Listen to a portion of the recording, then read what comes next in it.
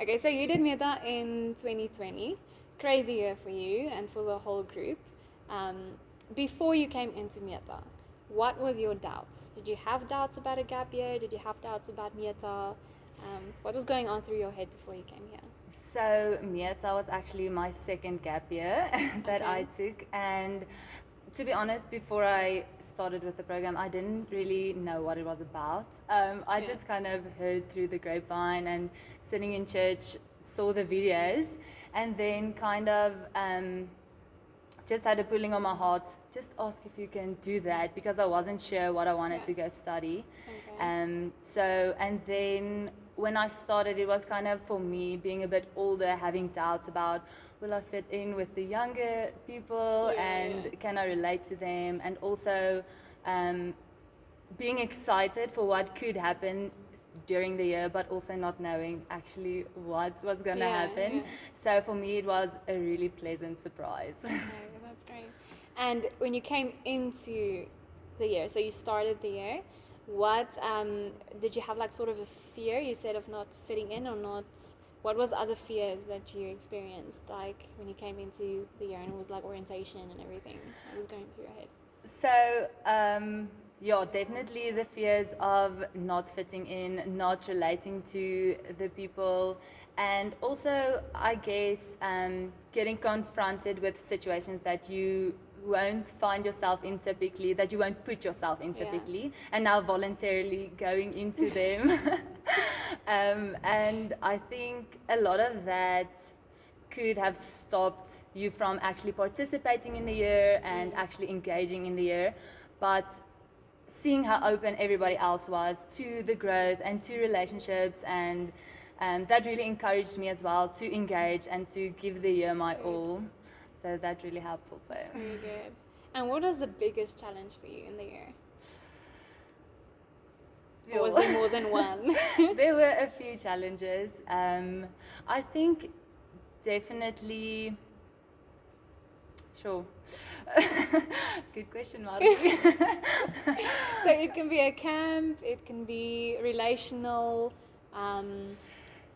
So for me, I would say my biggest challenge was internally, accepting and growing through all my insecurities. Wow. Especially having insecurities about being able to do sport for most of my life and now not being able to do that. That really had a big Because of impact your on injury. yeah, Yeah. on even the way I look at life and even how I limit myself in just day-to-day things. And seeing how if you push through that and not let that keep you from actually participating in life, Yeah. not even just Meta, but actually life, how different that can be, and letting go of, I want to say simple insecurities, but they aren't simple, but kind of things like comparison and even just accepting yourself for who you are and Yeah. loving yourself for who you are and then growing from that place. Wow. It's so much more healthy, and actually you're in a place where you can appreciate your growth and not just compare your new self with your old self. That's good. Yeah. That's very good. Would you say Miata had an impact not only on you but also on your family, friends? Can you feel the difference there in your family relationships? Yes, definitely. So actually, just in the past week, me and my sister had a really good conversation about religion and about how people interpret the Bible. Wow. And I feel like Miata gave me a really broad spectrum of how to engage in those conversations and actually encourage people to think a bit further about that and Yeah. not just scaring them off. That's very good. And Wow. even my friendship relationships, telling all my friends what I learned in Mieta, and they're like, wow, I wish I could have done that. But so I would definitely, even some of my friends that are in more steady places in their life, even they wish they did Mieta. Yeah. Oh, wow. That's so good to hear because your year was very different. If you look back at previous year, obviously COVID changed everything. You had lockdown in your year, and I think that was like a camp on its own. Yes. So it's so good to hear like it was still a very good year, and Yes. even your friends still want to do it, even though COVID was a part of the whole equation. Yes, I think actually COVID added a new dimension to Wow.